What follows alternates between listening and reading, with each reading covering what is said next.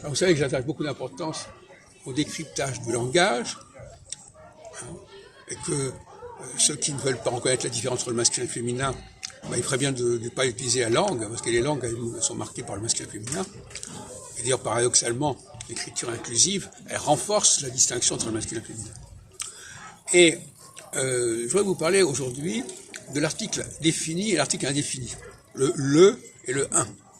Eh bien, s'il y a cette différence, c'est parce qu'il y a des populations où les gens sont très bien définis, où leur spécificité est bien définie, les uns par rapport aux autres, et d'autres où on a l'impression de quelque chose de général, et donc on va employer le moins défini.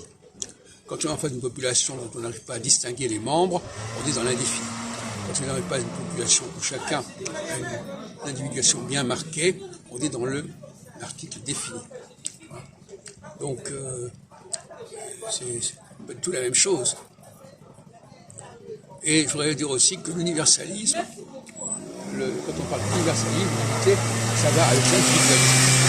Si on est dans l'universalisme, on a c'est ce que disait sur la Révolution. Clermont Tonnerre disait, par exemple, aux Juifs, au lendemain de la Révolution, on vous donne tout en tant qu'individu et rien en tant que nation. Ça veut tout dire. Donc, ça veut dire que l'universalisme, on va dire que chaque individu est différent, donc chaque individu est standard, ce qui est pareil d'ailleurs.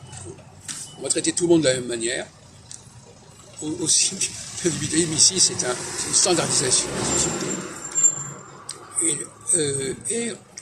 Donc, universalisme égale standardisation. Il faut bien comprendre ça.